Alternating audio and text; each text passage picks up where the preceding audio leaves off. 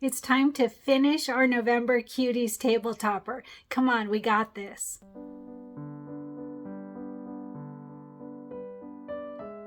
Hey everyone, Cristin Som here, and we are going to finish our Cuties table topper today. That's the plan anyway.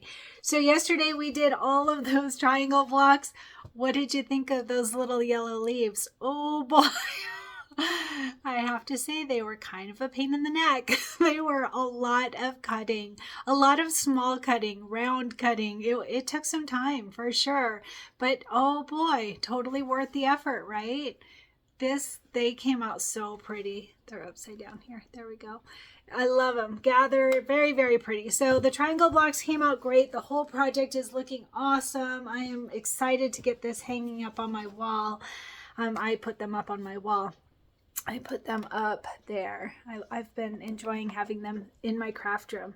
So today we are going to do lots of things. So let's go ahead and talk about all of the different parts that we're going to do. So the first thing that we'll start with is the corner blocks. So the corner blocks are talked about on page 44. All right, so grab your packet if you made packets for the corner blocks, small bits of things in here.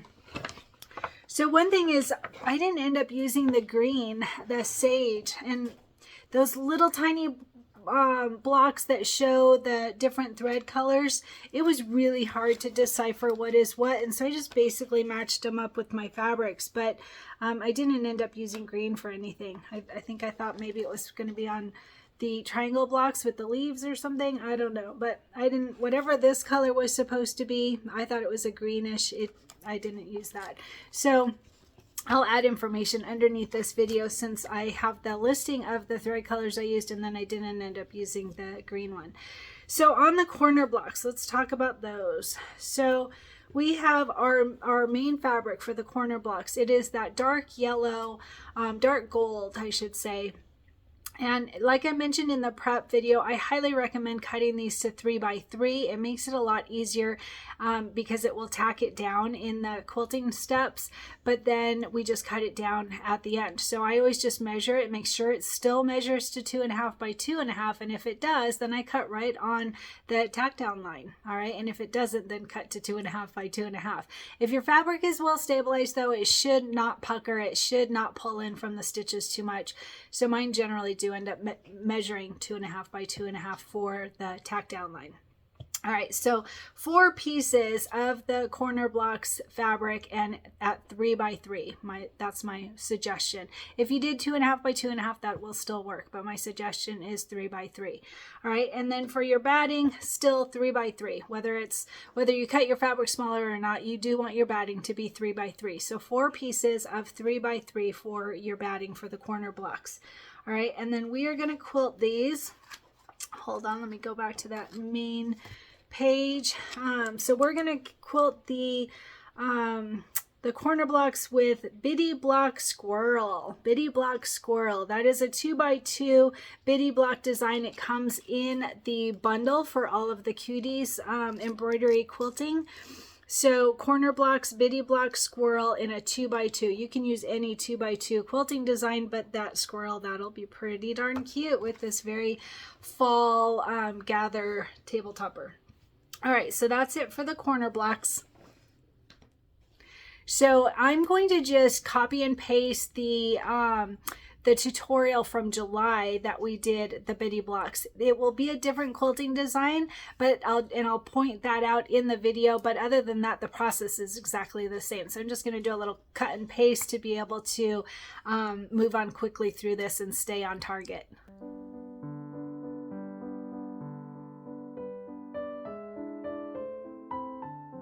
Hi everyone, I'm at my computer now and I want to show you if you choose to put more of the outer borders together in one hooping, and also the corner blocks. I'll show you that as well. But totally optional. You can do this on your machine if you choose, or if you've got Embellishment Essentials, then I can show you how to utilize that. So let's actually start with the corner blocks. I'm going to open up Embellishment Essentials, and it opens up to my 9x14 hoop. That's what I was using last. I'm going to change to, I think, my 6x6 hoop. Let's try that. So I'm going to go to this preferences folder, and I'm going to look for my 6x6 hoop, which is one that I added in. You could do this in your 5x7 hoop or an 8x8 hoop, whatever works for you. So I'm going to then go to this compass button here and click on H so that it will zoom into that hoop. So now I'm going to go to merge stitch file, and I'm going to look for the corner blocks quilting, which is that bitty blocks right here. Bitty blocks, that worked out well. And I am block by block. So I want to point out there's block by block or clear blue tiles. If you look at the clear blue tiles version, it just doesn't have the placement and tack down for the batting or the main fabric. You can see it's just the quilting design. So we're using the block by block technique, and the design that we're looking for is that watermelon. Look at how cute these are all going to be. So fun. So I'm going to double click on the watermelon block, and I'm going to go ahead and make the changes to it now so that I can do a color sort later. So I'm going to click on this plus sign, and there's all those default blues and oranges as usual. So I'm going to go ahead and click on 1-1 and click on the color. And then I'm just going to change to the first color that comes up for me, which is dark aqua. And I'm using Filtech Glide as my preferred thread color. And so these are the colors that come up for me. As I've said before, it doesn't matter what color you choose as long as they are the same, as far as you use the default one blue as one color and then another one, a different one, so that the ones that you want to join will join and the ones you don't want to join will not join. So I'll walk you through that process. So I'm doing dark aqua for this first one, and then clicking on 1-2, click on the color. The first color that comes up for me is Blaze, say okay. And then 1-3, click on the color. We've already used dark aqua, and if we were to use that same color again, then those would join, and then we would have the placement of the batting and the placement of the main fabric together, and that's why we are separating them. We don't want them to join together, so we're going to use the second color down, which for me is Marine, and say okay. And then 1-4, same thing, click on the color. We already used Blaze, so we're going to use Oriole, or the second color down for you. You can go ahead and choose your colors if you want, but it's just quicker to use the first ones that come up. And then this default 17 turquoise, we don't need to change that because there isn't another one, but since I'm here, I'm going to go ahead and do that. So I'm clicking on the color. The first color that comes up for me is Sprout, and say okay. All right, so those are all done. So now we can click outside of the area so that nothing is selected. If we hadn't done that, it would only copy and paste that last part because that's what was selected. All right, so now we are going to, I like to close it so that I can click on the whole design. And I'm going to go ahead and I'm going to move it into place. To do that, you have to click on the stitching to be able to move it. And I'm just moving it over to the upper left-hand corner. All right, so that one is all done. I'm going to go ahead and say Control-C to copy. Actually, I don't have anything clicked on, sorry. Click on the design and then Control-C to copy and then Control-V like victory to paste. And you can see that now we have two designs. It looks like there's only one because it's on top of the first one, but we can just move it over. You can grab it and move it over with your mouse, or you can use the keyboard buttons to move it over, whatever works for you. And you can see I went too far. Okay. All right, so that's number 2. I'm going to hit Control-V like victory again to paste a third one. And this one I'm just going to use the mouse, not the mouse, the keyboard buttons to bring it down to the bottom left-hand corner. And then I'm going to say Control-V like victory to paste a fourth one. And this one I'm just going to grab the stitching and bring it over to the bottom right hand corner. All right, so now we have 4 designs. I'm going to go ahead and just close these so you can see them all. There's our 4 designs. And so we have 20 color steps right now. If we do a color sort, we can very likely get that down to 5 steps, quick and easy. It will just run through all of them so much simpler, and faster, and save on stabilizer too. So I'm going to go ahead and I'm going to go to Utility Color Sort and make sure that you have these same settings that I have. See, this RHS pre-sort is not selected, the force applique position and material are not selected, and tolerance is at 0. All right, so that you get the same settings as me, you want to have these same settings.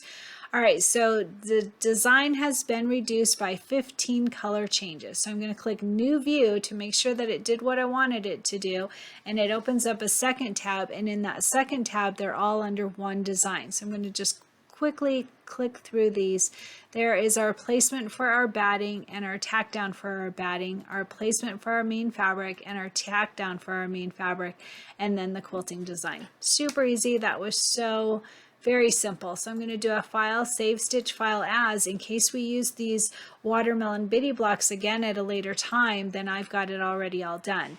So I'm going to go ahead and I'm going to go to my Cuties table topper to save it, and let's see, this one I believe is the quilting, so I'm going to click on that, embroidery files, Pez, and there's our bitty blocks. I'm going to put it in my bitty blocks block by block, and I'm going to just say watermelon times 4. All right, whatever you want to name it, that will help you to remember what you set it as to be able to find it later. And then I'm going to go to utility, send to Celery because my machine is on, and file sent to machine. All right, so that works on Wi-Fi ready machines. There are several of them, but not all of them. So you need to know your machine. You can contact your machine shop and see if your machine does that. If not, you would just bring it to a USB stick. And I showed how to do that on the very first tutorial with the center squares. I showed how to transfer it, how I transfer it to a USB stick. All right, that one is done.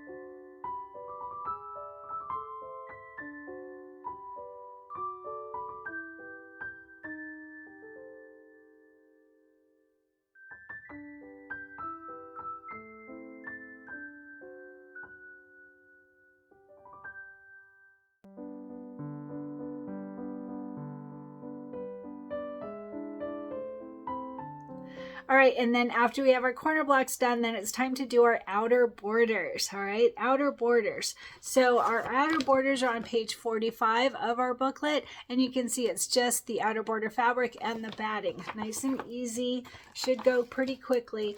So the outer border fabric is that tan brown lattice fabric. All right, tan fabric. And notice I did back mine with fusible stabilizer. I like to have them stabilized so that no puckering or anything, no pulling in, nothing like that. So they're going to stay the size that I want without any puckering or messy looking. So on the outer borders, I mentioned this in the prep video that I cut mine a little bit longer than what is recommended in the book, just to make sure that you've got enough. Give yourself a little wiggle room. So on these, let's see, outer borders, instead, so in the book, I'll say that. In the book, it says that there are 4 pieces that are 2.5 by 18, 4 strips that are 2.5 by 18. My recommendation is 4 strips that are 2.5 by 20. Just make it a little bit longer just to make sure that you have enough, and then we'll cut them down at assembly. So 4 pieces that are 2.5 by 20 is my recommendation. And again, I did stabilize mine. All right, and then for the batting, we want the batting to be exactly the size that we need, because just like when we did the inner borders, I'm going to attach my batting onto my outer borders before we get started. And so that's why you want them to be the exact size needed so that it's not in our seams. So for the batting, we want 4 pieces that are 2 by 17.5. 4 pieces of batting that are 2 by 17.5. All right, exactly 4 pieces, 2 by 17.5. And I recommend when you use your glue stick, if you're using the glue stick or the spray, whatever, as you're pushing it down and getting it onto that border fabric, the outer border fabric, you want to make sure and check it again before you get to the end, just in case it's grown a little bit. If it got a little bit longer, then you want to make sure to check that and cut it off again, so that it should be 17.5 inches long. But if you're pushing it down and it's stretching a little bit, then just check that along the way. So that's all we need for the outer borders. We are going to quilt this. Let me grab that quilting design for you. It's the same one that we used in July. And so I'm just going to use the tutorial from that. And you may already have the file. If you joined me for the July tutorial, you may already have the file on your computer and you can just use that. But for the tutorial, I'm just going to cut and paste and bring that over from July because it's the same one. So outer borders, we are going to use border argyle in a 2-inch design. Border argyle in a 2-inch design. And like I said, it's the same one that we used in July. So you may already have it. So I have a surefire way to make sure that your corners line up right, because it's kind of intimidating at first when you see that you have to attach the corner block on and not know exactly where to cut it. It can be a little intimidating, but I found a great way that works super well, and I've been showing it every month. So hopefully you've already picked that up, but it works really well. You basically just cut a 1/4 inch past the seam, and I'll show it all in photos, and you'll get perfect corners, I promise. All right, that's it for the outer borders.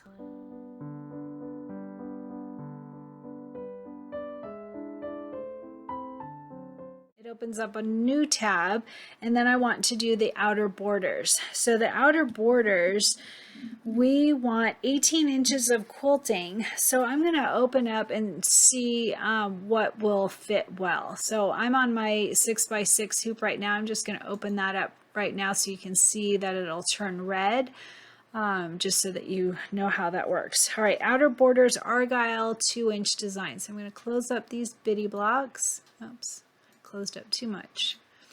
All right, argyle, let's see, border, beads, and argyle right there. It's the second folder down. And we want the 2-inch, there's the 1-inch. Those are the border beads that we did on our inner borders. There is the argyle. So cute. Oh my goodness, I like that.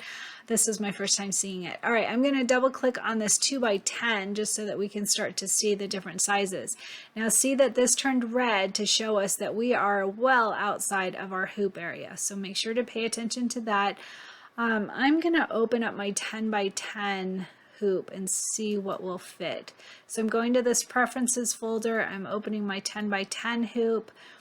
And depending on the size, I may use my 10x16 or my 9x14. So I'm on my 10x10 hoop, and my selected design is 2.5 by 9 7/16. So just under 9.5 inches, which actually that would work really well, because if we want 18 inches of quilting and we do this 2 times, we would have just over 18. So that actually works out perfectly. So I'm going to do this design. This is the 2x10. So again, it depends on your hoop size and how many hoopings you want to do and all of that. So I'm going to go ahead and I'm going to take this and I'm just going to move it all the way over to the left-hand corner, left-hand side. And I want to make sure to change these before I do my copy and paste. Now remember, just like on our inner borders, this 1, 1, and 1, 2, this is our placement and our tack down of our batting. And we're going to put our batting, if you're going to follow along with me, I'm going to put the batting right onto my fabric strips so you can delete step 1 and step 2. And then you don't have to change any colors because they're different. You can see default one blue, light orange, and a turquoise. So you can delete these. I'm going to keep them because I want to make sure to tell everyone to bypass them for those that aren't using software. But for you, you can highlight them and click delete on your keyboard and be done with those.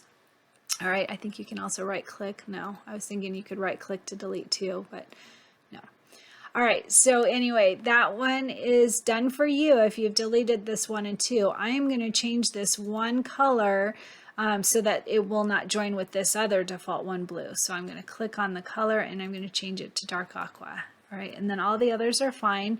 So that is done. Now I need to make 4 of these, so I'm going to go ahead and copy it. You can click on the design, making sure that you have all 5 steps, or you can close this and click on it that way. Either way will work. All right, so I'm going to say Control C to copy and Control V like victory to paste it. It goes right on top of that first one. You can use your arrow keys to move it over, and then it will keep it perfectly centered, or you can do it haphazardly because we're going to do it on align and distribute. Anyway, it doesn't matter. All right, that's the second one, sorry. Now I'm going to say Control V again, and I'm going to paste a third one, and I'm going to move it very haphazardly so you can see how cool that align and distribute function is with Embrilliance Essentials. So that's the third one. Control V like victory for a fourth one, and I'm going to bring this one all the way over to the end right hand side. All right, now you can see they're overlapping, they're haphazard. I'll make this one even a little more haphazard. All right, so they're pretty much a mess, right? So let's test our Embrilliance Essentials.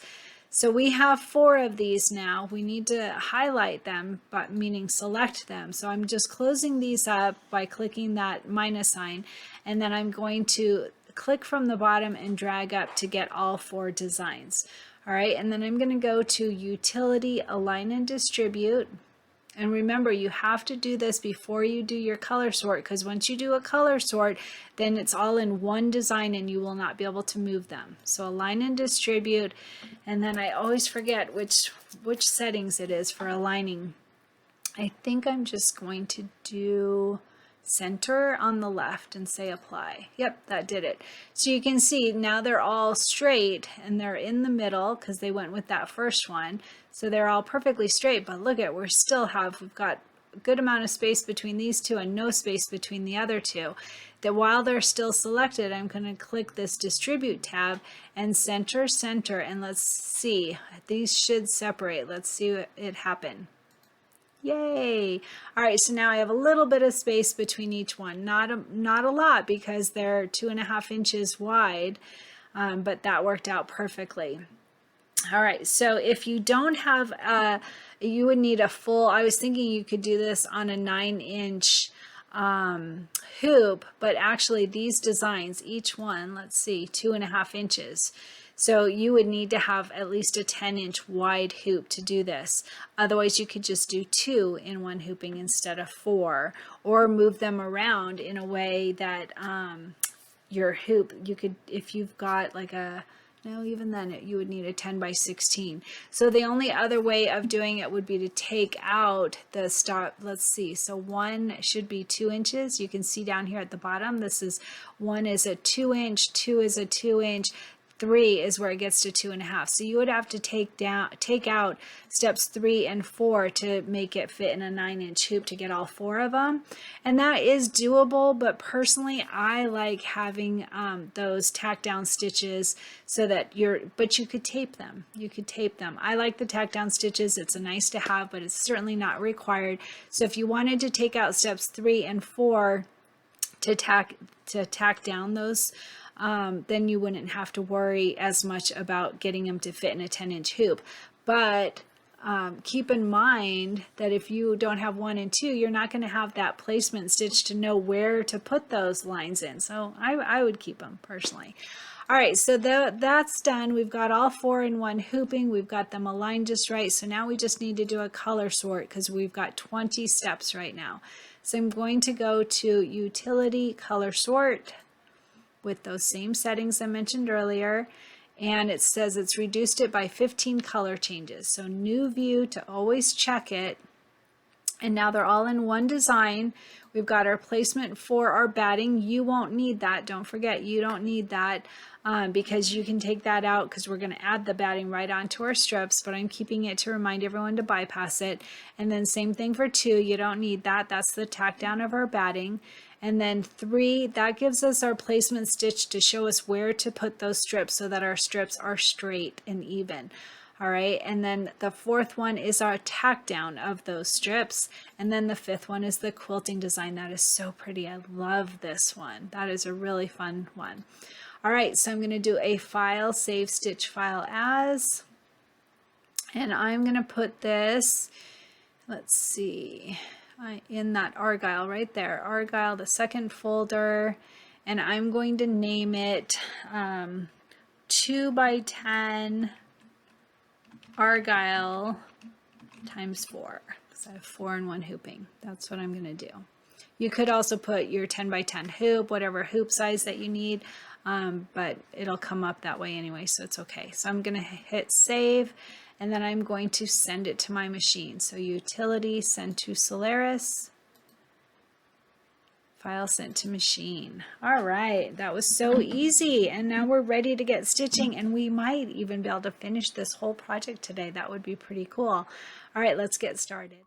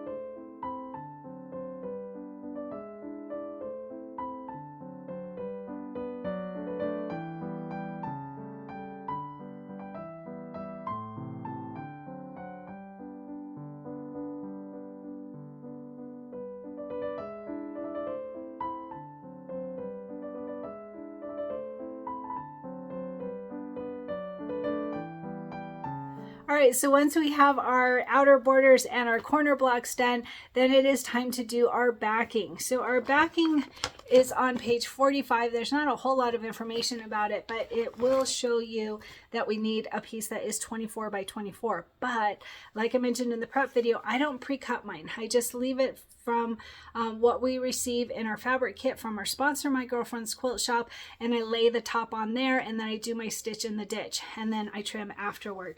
So the fabric that I received is this brown silky solid. All right, you may receive something different. In the book it shows that lattice fabric, if I recall, or I think it shows the one with the stripes on it. I don't remember anything. So anyway, something different, but I received this, and this is perfectly fine with me. You can change your bobbin to match your back fabric if you choose, or keep it to the regular white. Either way, mine hangs on a wall, so I don't really care too much. I might change it, but anyway, so we are going to do a stitch in the ditch to get our back fabric on. So when we do our stitch in the ditch, I highly recommend getting some good pins. All right, and I will add a link here for the pins that I suggest. They are curved and super sharp, and they work so great, and we do so much stitch in the ditch, so invest in some pins. They're not expensive anyway. All right, so Dritz pins, I highly recommend them. And then we need our invisible thread to be able to do our stitch in the ditch. I'm using Gutermann. I will add a link for the Gutermann thread from Amazon. Comes super quick. It is great to be able to stitch in the ditch and not have to worry to get it exactly precise. We will do our best, but it doesn't have to be perfect if it's invisible thread, right? So stitch in the ditch, that's it. So let's go ahead and get started with our back fabric.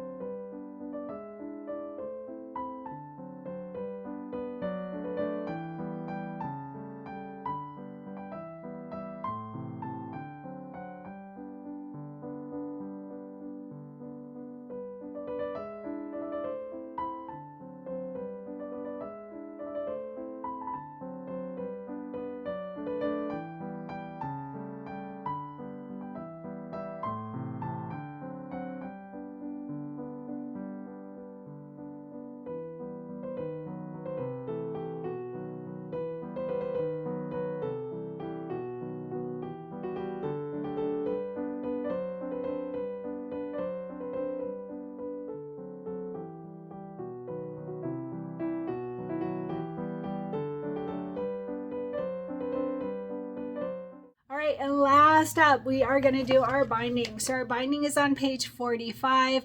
In our fabric is just this dark brown with brown stripes all over it. And notice you do not want to stabilize this. I mentioned that in the prep video. Do not stabilize your binding fabric. It makes it so that it's hard to make those mitered corners. So I prefer not to. I've done it before and it's a pain in the neck, so try not to stabilize this if you can. So in the book it says for our binding you want two strips that are 2.5 inches wide times width of fabric, and one strip that is 2.5 inches long times 20 inches.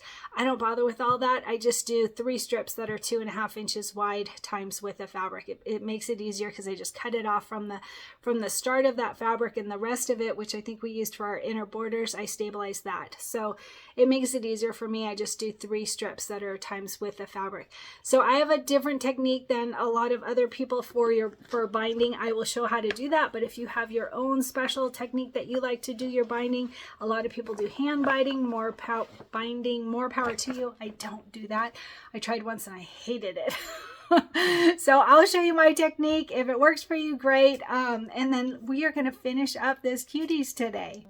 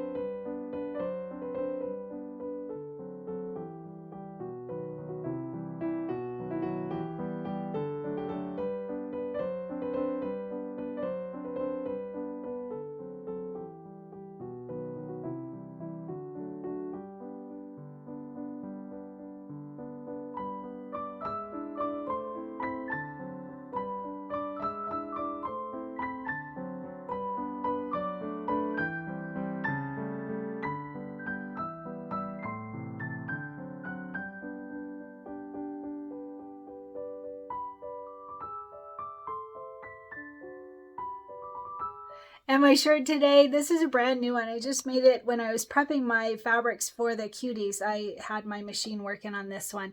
So it says, when life gives you scraps, make a quilt. Isn't that fun? This is from Designs by Juju. It's a great design. I really enjoy it, and I've been getting a lot of scraps lately. Life is hitting hard. We all go through those times, right? So making a quilt, find the good in things, right? That's what we do. So I will add a link underneath this video for the design where I found the design from Designs by Juju, and also the sweater. It's a thin hoodie sweater. It's great for this time of year when it's really cold in the morning and not so cold in the afternoon. So I really like this one, and it came in lots of different colors. I will add a link here of where you can get a sweater to be able to embroider on. I really like this one. I got it from Amazon and immediately embroidered on it, and I think it's a great one. I really enjoy it. And how are you doing with your goal? So I have just been walking my dog. I've been working really late into the night, so I'm not pushing myself to do a lot of like treadmill or hikes or anything right now. I'm really just walking my dog, which still equates to like at least 4 miles a day. Lately it's been more like 5. So I'm doing really well. I'm watching what I'm eating. I'm stopping eating by 9 o'clock. I'm actually in my thinnest jeans, my smallest size jeans. I'm pretty excited about that finally. So that's good. I'm doing good with my goal. I'm doing good with watching what I'm eating and being careful and trying to make sure to get protein. So what are you doing for your goal, and how is it going?